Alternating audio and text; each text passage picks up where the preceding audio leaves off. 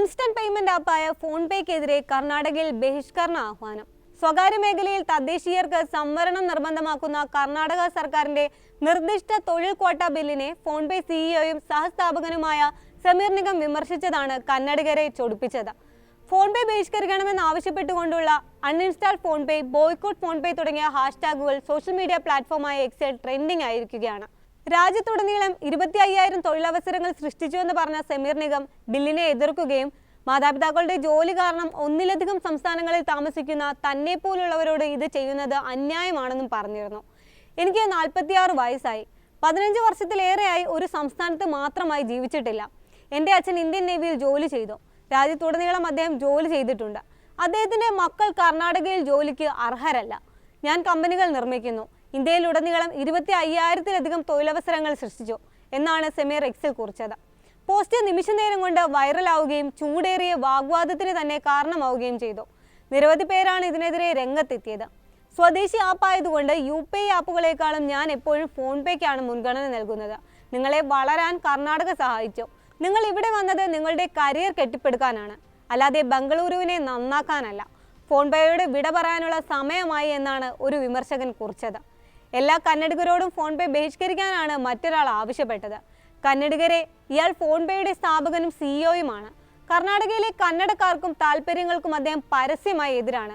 ദയവായി നിങ്ങളുടെ മൊബൈലുകളിൽ PhonePe uninstall ചെയ്ത് ഗൂഗിൾ പേ അല്ലെങ്കിൽ നിങ്ങൾക്ക് ഇഷ്ടമുള്ള മറ്റേതെങ്കിലും ആപ്പുകൾ ഉപയോഗിക്കാൻ ശ്രമിക്കുക എന്ന് ഒരു കർണാടക സ്വദേശി ആഹ്വാനം ചെയ്തു.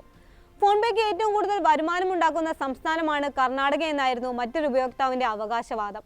മാനേജ്മെന്റ് തസ്തികയിൽ 50%, മാനേജ്മെന്റ് ഇതര തസ്തികയിൽ 75% തദ്ദേശീയർക്ക് സംവരണം ചെയ്യാൻ വ്യവസ്ഥ ചെയ്യുന്ന ബില്ലിനായിരുന്നു കർണാടക മന്ത്രിസഭ അംഗീകാരം നൽകിയത്. സ്വകാര്യ മേഖലയിൽ ക്ലറിക്കൽ ഡി ക്ലാസ് തസ്തികകളിൽ കന്നഡിഗർക്ക് 100% സംവരണം അനുവദിക്കാൻ വ്യവസ്ഥ ചെയ്യുന്ന ബില്ലാണ് സർക്കാർ കൊണ്ടുവരുന്നതെന്ന് സൂചിപ്പിച്ച് മുഖ്യമന്ത്രി സിദ്ധരാമയ്യ എക്സിൽ പോസ്റ്റ് ഇട്ടതോടെയാണ് വിവാദത്തിന് തിരികൊളുത്തിയത്.